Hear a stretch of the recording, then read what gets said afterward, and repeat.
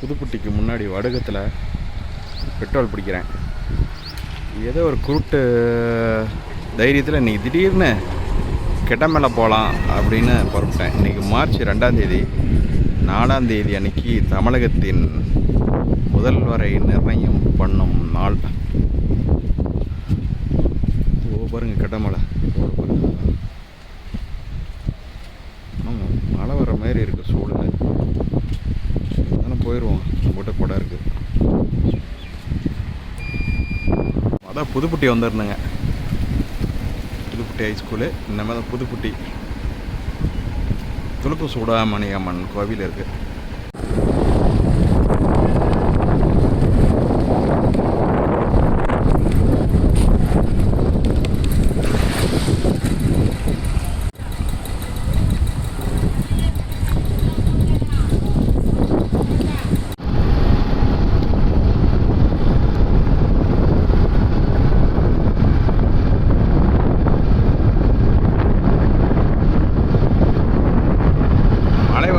சூழ்நிலை இருக்குதுங்க. ஒரே காற்று சுத்தம். பின்னாடி வேறு ஒரு எக்ஸல் சவுண்டு அதிகமாக வந்துகிட்டே இருக்குது. ஏற்கனவே அதாவது பாருங்கள், சாலையின் மதில் சுவர்கள்லாம் பார்த்தா பெயிண்ட் அடிச்சிட்டாங்க. அப்புறம் பார்த்தீங்கன்னா 4 அன்னைக்கு எலெக்ஷன் ரிசல்ட் வருதுங்களா. பயங்கரமாக கருத்து கணிப்பு இதெல்லாம் ஏகப்பட்டதாக வருது. போனோம்னாவே ஏன்னா நம்ம தான் ஊர் பூரா சுற்றுறோம்ல நிறையா பேர். அப்புறம் எது ஜெயிக்கும் அப்படின்னு நம்மளை கேட்பாங்க. நான் சொல்கிறதே இல்லைங்க. ஏன்னா நாம் வந்து ஏதோ ஒரு கட்சி சொல்லி அவங்க ஒரு கட்சி மேலே பிரியமாக இருந்து அவங்க நம்ம மேலே செம காண்டாயிருவாங்க. எலெக்ஷனுக்கு முன்னாடியே பார்த்திங்கன்னா எங்கள் வீட்டுக்கு பக்கத்தால் ஒரு தாத்தா இறந்துட்டாங்க. அப்போ ஒருத்தர் வந்தார். அப்புறம் எது இந்தாட்டி வரும் அப்படின்னு என்ன கேட்டார். அப்புறம் எங்கள் ஊரில் ஒரு சில குறையெல்லாம் சொன்னேன். அப்புறம் அவர் உடனே அது அப்படி சொல்கிறேன்னாரு. ஏன்டா இந்த போட்டு வாங்குகிற வேலை. அதனால் எந்த கட்சி பற்றியுமே நம்ம சொல்கிறதில்ல. யார் ஆட்சியில் ஜெயிக்கிறாங்களோ அவங்க நம்ம முதல்வர், ஆளும் முதல்வர் நம்ம முதல்வர்னு நான் முடிவு பண்ணிட்டேன். அதனால தான் எதையுமே நான் பாரு. ஒரு நாய் துரத்துது என்ன, அறவு கட்ட நாய், அதோட தப்பிச்சிக்கிட்டேன். நல்லா சுண்ணாம்பு வெள்ளை இடிப்பு மிக அழகாக நேர்த்தியாக இருக்கின்றது. இப்படி தான் திரும்பணும். இது ஒரு குட்டி கரடு. மழை வர்ற மாதிரி இருந்தது. எப்போ போனாலும் போன டைம் பார்த்தீங்கன்னா அப்புறம் வந்துட்டு ஒரு சின்ன விஷயம். இந்த கோயம்புத்தூரில் ஒருத்தர் மார்ட்டின்னு சொல்லிட்டு ஒருத்தர் இருக்கார். அவர் சன் வந்துட்டு பார்த்திங்கன்னா பாண்டிச்சேரியில் எலெக்ஷன் நிற்கிறாரு. அவர் வந்துட்டு அன்றைக்கி பேட்டியில் சொல்லியிருந்தார். ஒரு பேட்டி, அது உண்மையான பேட்டி. என்னன்னாக்கா, என்கிட்ட விதவிதமான கார் இருக்குங்க. அன்றைக்கி கார் இல்லாத மாரி எனக்கு கார் ஓட்டுறதுக்கு ஆசையாக இருந்தது. இன்றைக்கி விதவிதமாக கார் இருக்குது, ஆனால் எனக்கு ஓட்டுறதுக்கு டைம் இல்லை அப்படின்னாரு. நிறைய பேர்த்தினுடைய விஷயம் அதுதான். இப்போ என்கிட்ட பார்த்தீங்கன்னாக்கா எங்கேயோ போகிறதுக்கு பார்த்தீங்கன்னாக்கா இப்போ என்கிட்ட 5 டூ வீலர் இருக்குது. அப்புறம் கலெக்ஷனும் நான் வச்சுருக்கேன்ல. ஆனால் எங்கேயோ போகும்போது யோசனை பண்ணுவேன், எதை எடுத்துகிட்டு போகலாம் இன்றைக்கி அப்படின்ட்டு. அந்தமாரி தான் வசதி வாய்ப்புங்கிறது ஓரளவுக்கு இருந்தனாவே அதே மிகையானது. அதை பயன்படுத்திக்கணும். எல்லாருமே என்ன பண்ணுறாங்கன்னா, அவங்களுக்கு மேலே இருக்கணும், இவங்களுக்கு மேலே இருக்கணும், அவங்களுக்கு மேலே நம்ம பண்ணி காட்டணும், இதை காட்டணும், அதை காட்டணும், அவங்ககிட்ட நம்ம மண்டைக்காய விடணும், ஆனஸ்ட்டாக இருக்கணும் அப்படின்னு சொல்லிட்டு தான் நிறையா பேர் எதையோ பிடிக்கிறதுக்காக எதையோ வளர்ந்துட்டு ஆடுறது. பணத்தை ஓரளவுக்கு மேலே சம்பாதிக்கிறது கூட ஓரளவுக்கு போதை தான் என்ன கேட்டால். அதாவது பார்த்திங்கன்னா ஒரு சிலர் பார்த்திங்கனாக்க ஒரு பெக்கு அடித்தோடனே ஃபுல் போதை ஆகிடும். ஒரு சிலருக்கு ஒரு குவார்ட்ரு, ஒரு சிலர் ஃபுல் அடித்தா கூட அப்படியே லைட்டு கம்ப மாட்டோம் ஸ்டெடியாக நிற்பான். நீங்கள் இதில் எவன் வந்துட்டு செலவாளின்னு நினைக்கிறீங்க? ஒரு பக்கம் அடிச்சுட்டு அதே ஒரு கரெக்டான போதையில் ஜாலியாக இருக்கிறவன் தான் உண்மையாலுமே பணக்காரன். நீ எவ்வளோ அடித்தாலும் எனக்கு ஏற மாட்டேங்குது அப்படின்னு சொல்கிறவன் வந்து பார்த்தீங்கன்னு வச்சுக்கோங்க, அவனுக்கு பாக்கெட்லேருந்து 1000 ரூபா வெளியே போனாலும் போதை வராது. ஆனால் இதேமாரி தான் பணமும். மாதம் ஒரு குறிப்பிட்ட அளவுக்கு வருமானம் இருந்ததுன்னா அதை வச்சே நிம்மதியாக வாழ்கிறவங்க எவ்வளோ பேர் இருக்கிறாங்க. எவ்வளோ இருந்தாலும் பத்தாது, விடியாது அப்படின்ற இருக்கிறவன் போய்கிட்டே இருப்பான். ஒரு வீடு வாங்குவான், டியூ கட்டுவான், அப்புறம் முடியல அந்த டியூ முடிஞ்சோன்னா அதை விற்றுவிட்டு இன்னும் கொஞ்சம் பெரிய அப்பார்ட்மெண்ட்டாக வாங்கணும், பிடுங்கணும், கற்றை கட்டணும் அப்படின்ட்டு போகிறது. ஆனால் இன்பிட்வீனில் எங்கேயுமே அனுபவிக்க மாட்டான், டியூ மட்டும்தான் கட்டியிருப்பான். அந்த பேர் எண்ணத்துக்கு ஒரு பொழப்பு. எதிர்ப்புறத்தில் வண்டிகள் வந்து கொண்டிருக்கின்றன. தேங்க்யூ. நான் வேறு ஒரு கையிலே பிடிச்சிட்டு ஓட்டிகிட்டு போகிறேன்னா அந்த அண்ணன் நிறுத்திட்டாரு. அதுமாரி பணங்கிறது ஒரு போதை தாங்க. அப்புறம் பாருங்க, இந்த அரசியல் 4 முனை போட்டிங்கிற மாதிரி ஆயிடுச்சு. அரசியல்னாவே இப்போ என்ன ஆகிட்டாங்கன்னா, செஞ்ச சாதனையும் யாரும் சொல்ல மாட்டேங்கிறாங்க, சொல்கிறாங்க. ஆனால் அடுத்த கட்சியை திட்டுறது தான் ஒரு நாகரிகம்னு நினச்சிக்கிட்டு கண்டபடிலாம் திட்டுறாங்க. இந்த 5 வருஷம் இவங்களோட இருக்காங்க, அந்த 5 வருஷம் அவங்களோட இருக்காங்களா, இப்படி திட்டுன்னு திட்டுறாங்க. சப்போஸ் அவங்க வீட்டில் ஏதோ ஒரு துக்ககரமான நிகழ்ச்சி நடந்துச்சுன்னா பார்த்துக்கிறாங்க, பேசிக்கிறாங்க.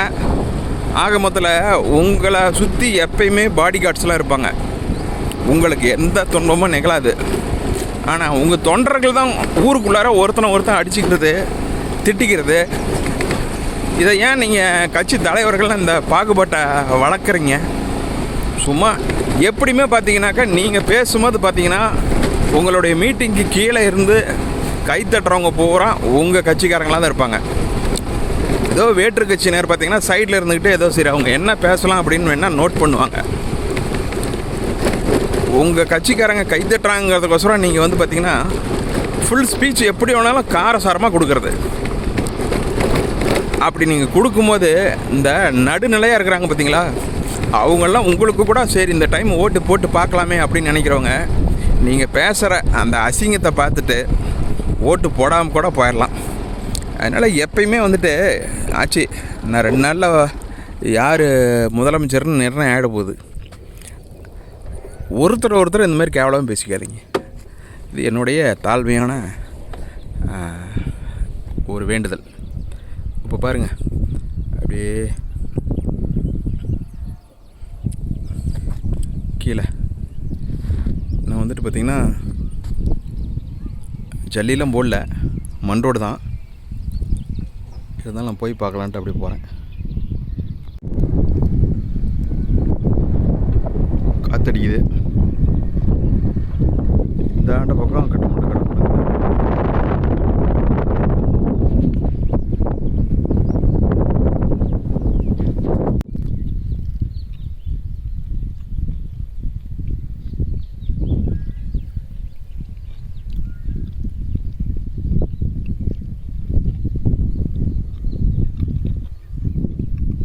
காட்டு விலங்குகள்லாம் எதுவும் இங்கே இல்லைங்க, அதனால் ஒன்றும் பயம் இல்லை.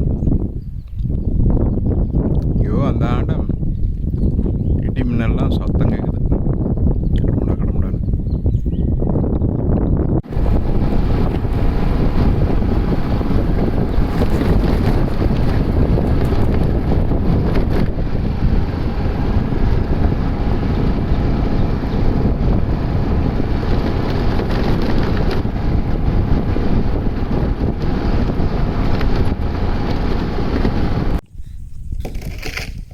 லொக்கேஷன்லாம் நல்லாயிருக்கு. இந்த இடம் மட்டும் வேலையாட்கள் தங்களுடைய பணியை சிறப்பாக செய்து கொண்டே இருக்கிறார்கள்.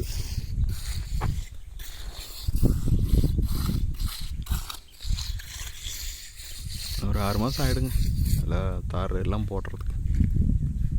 அன்றைக்கி சுசிக்கு அக்சஸில் தான் வந்தேன். போன டைம் இதில் தான் வந்தேன், கீழூரில்.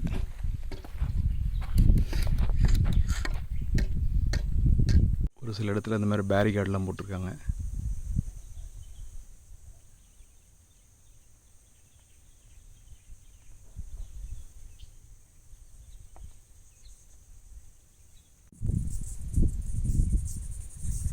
எது கொல்லிமலைன்னு எனக்கே தெரியலிங்க. எல்லாம் என்னமோ ஜேசிபி வச்சு பொக்குலினை வச்சு என்னமோ குட்டாங்குட்டானா மண் குமிச்சு வச்ச மாதிரி இருக்குது பார்க்குறதுக்கு இங்கேருந்து பார்த்தா. ஆனால் வந்துட்டு நம்ம வீடியோ பார்த்துட்டு உடனே வந்துடாதீங்க. ஏன்னா எல்லாம் அந்த வண்டி போய் மண்ணெல்லாம் ரொம்ப நைஸாக இருக்குது, இழுத்து விட்ரும்.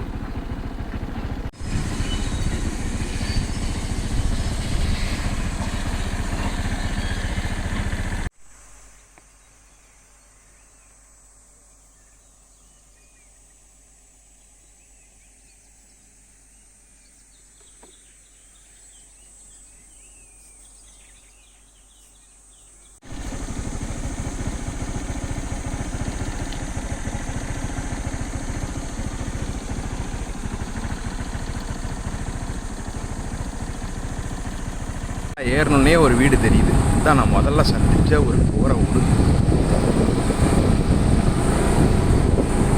விவசாயம் பண்ணிக்கிட்டு இருந்திருப்பாங்க.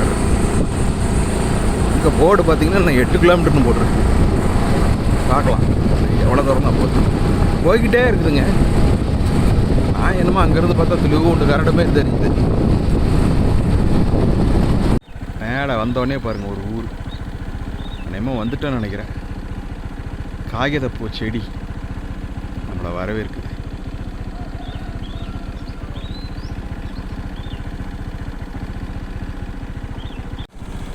விவசாய பூமி பாருங்க.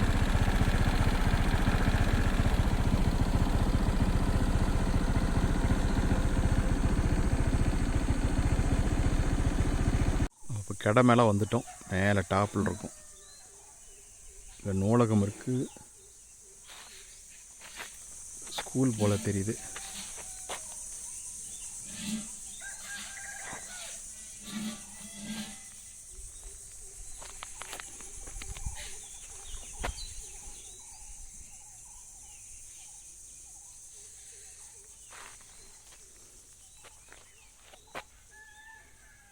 இந்த டைம் எலெக்ஷன் நடந்தது.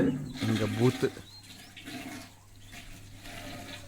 அரசு பழங்குடியினர் உண்டு உறைவிட தோக்கப்பள்ளி கடமலை.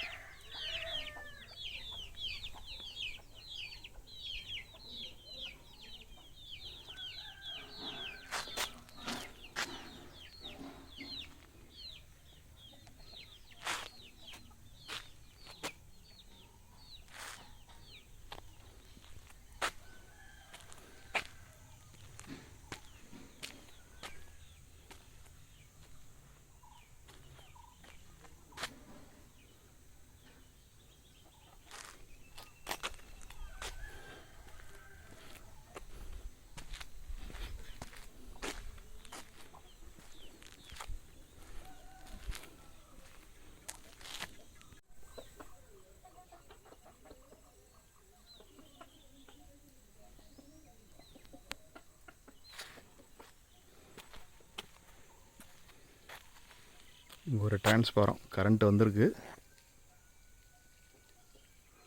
ஒரு நூலகம் இருக்குது.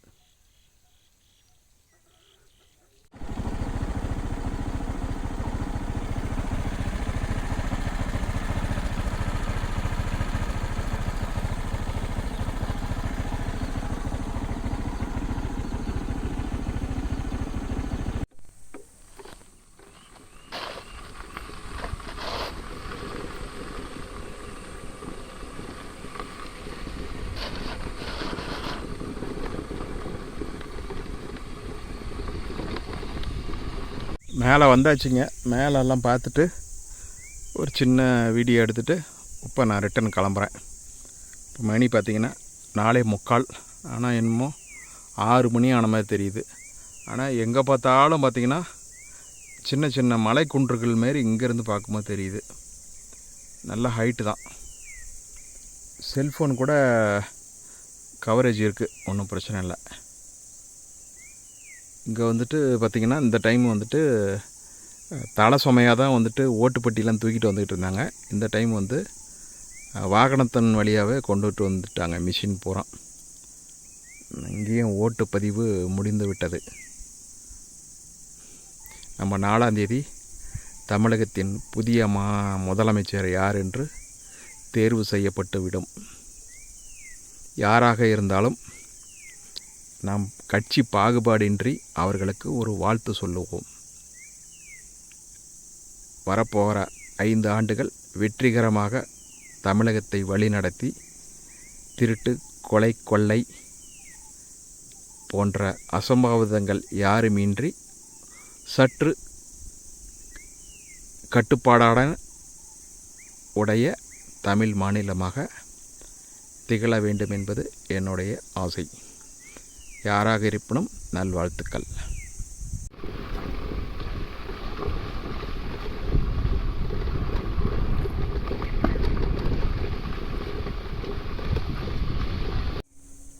இது ஒரு யூட்டர்னுங்க. இங்கேருந்து பாருங்கள் எப்படி தெரியுதுன்னு.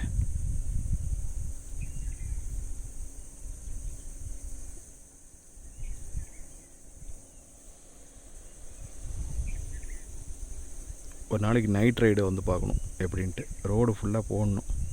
ஆனால் இன்றைக்கி மழை வர்றமே இருந்தது. நான் கூட மழையில் மாட்டிக்கொண்டிருந்தேன். இருந்தாலும் எனக்கு ஒரு தைரியம். எப்பயுமே என் ஸ்கூட்டரில் பார்த்திங்கன்னா கொடை ஒன்று வச்சுருப்பேன். அதனால் தைரியமாக வந்தேன். மழை வரவில்லை.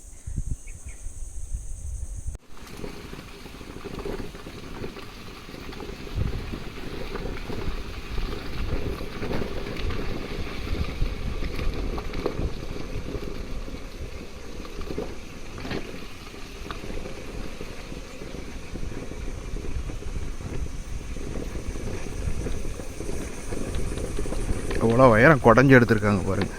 இந்த இடம் ஹைட்டு மேலேருந்து பாருங்கள் குடஞ்சிக்கிட்டே வந்திருக்காங்க. கனவா மாரி இருக்கு.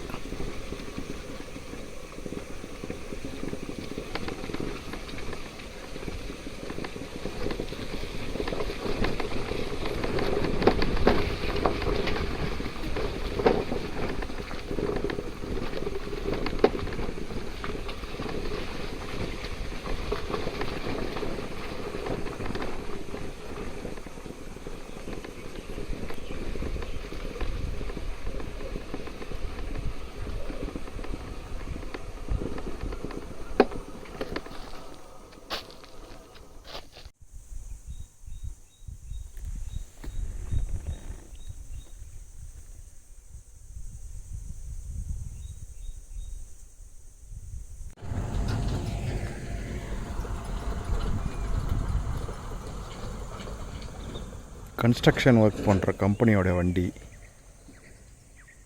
என் பேண்ட்டு, ஷூ எல்லாமே பார்த்திங்கனாக்கா செம்மண் கலர் ஆகிடுச்சு. இந்த ஸ்கூட்டர் சீட்டு பாருங்கள். நான் உட்காந்து கிடக்கும்போ பீதி இடம்.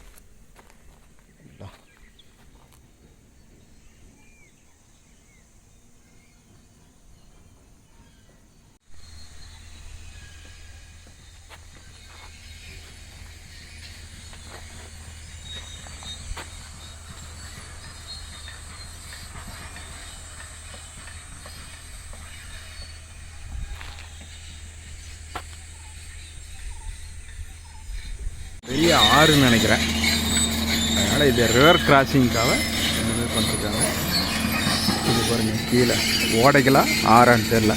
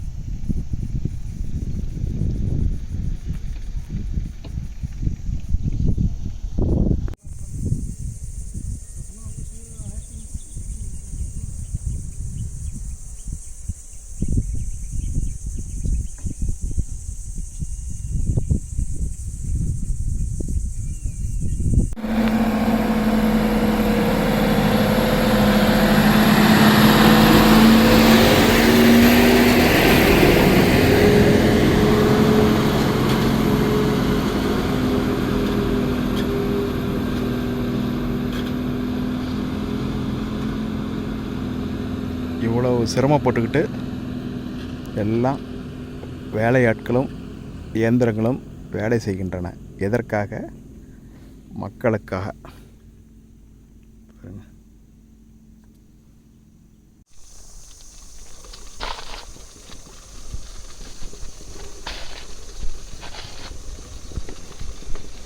அப்படியே கீழே அரை மலை கீழே இறங்கியாச்சுங்க. இன்னும் ரோடு ஃபுல்லாக போட்டால் தான் நம்ம சிறப்பாக போயிட்டு வர முடியும். அவங்க வேலையாட்கள்லாம் இப்போ பணியை செவ்வன செஞ்சு கொண்டு இருக்கிறார்கள். இன்னும் 5 கிலோமீட்டர் நம்ம கீழே.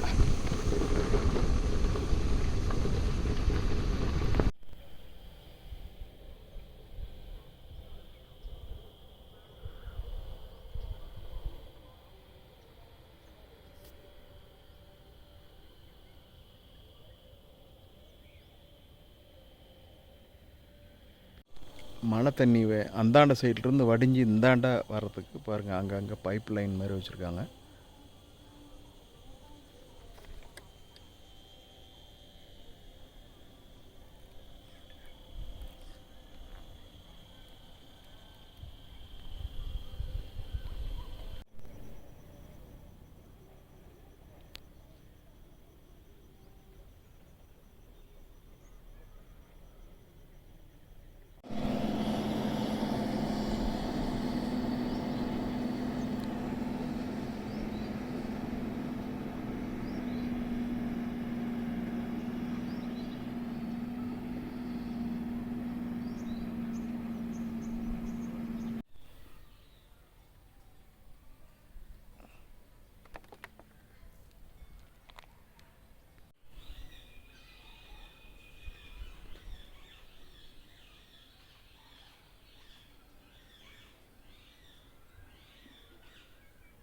வண்டி பாருங்கள் எந்த லட்சணத்தில் இருக்குங்க. இல்லை செம்மண். என் பேண்ட் எல்லாமே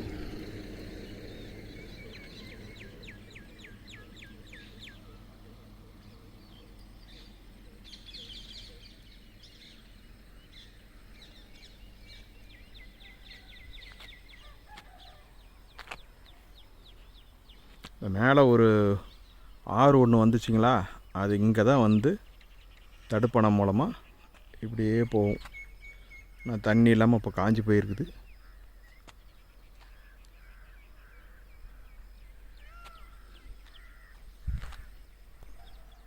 வரும்போது பாருங்கள், ஒரு வயலில் எவ்வளவு மயில்கள் இருக்குது.